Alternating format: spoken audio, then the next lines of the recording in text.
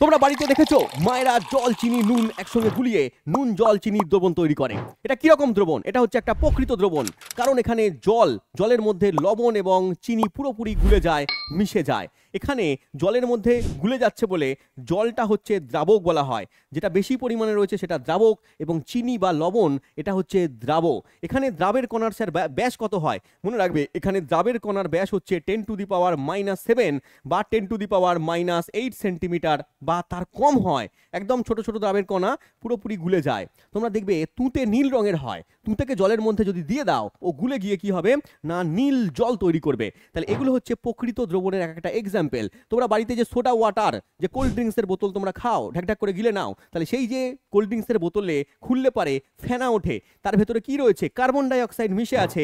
এই carbon die oxide গ্যাসটা এই তরলের ভেতরে উচ্চ চাপে মেশানো হয়। এটাও একটা প্রকৃত দ্রবণ। এটাকে কি বলা হচ্ছে? এটাকে বলা হচ্ছে তরলের ভেতরে গ্যাসের দ্রবণ। তরলের ভেতরে গ্যাসের দ্রবণ। তরলটা বেশি পরিমাণে রয়েছে দ্রাবক, আর যেটা কম পরিমাণে আছে সেটা হচ্ছে দ্রাব। যেখানে বললাম আমরা জল এবং যদি আমরা চিনির দ্রবণ করি, জলটা হচ্ছে দ্রাবক, চিনিটা হচ্ছে এখানে দ্রাব। সেরকম ভাবে এখানে যদি তোমরা বিভিন্ন সংকর ধাতু দেখো, তাহলে পারে তোমরা দেখতে পাবে যেমন ব্রোঞ্জের ভেতরে কপার আছে, এটা বেশি পরিমাণে আছে, এটা হচ্ছে দ্রাবক। টিন আছে, এসেন আছে, এটা কম পরিমাণে আছে, এটা হচ্ছে দ্রাব। পিতল, তোমরা দেখবে পিতলের ভেতর কি কি মিশে রয়েছে? পিতলের ভেতরে কপার আছে, কপারটা বেশি পরিমাণে আছে, কপারটা হচ্ছে দ্রাবক, এবং তার সঙ্গে এখানে জেডেন বা জিঙ্ক রয়েছে কম পরিমাণে, এটা হচ্ছে দ্রাব। মনে রাখবে আরেকটা জিনিস, যে প্রকৃত দ্রবণ সবসময় সমসত্ব প্রকৃতির হয়, সমান ঘনত্ব সব দিকে থাকে। কি কি প্রশ্ন দিয়েছে এখান থেকে দেখো। বলেছে নিচের কোনটা প্রকৃত দ্রবণ? ধোঁয়া, কর্দমাক্ত জল, তুঁতের দ্রবণ নাকি দুধ? উত্তর হয়ে যাবে তুঁতের দ্রবণ একটা প্রকৃত দ্রবণ।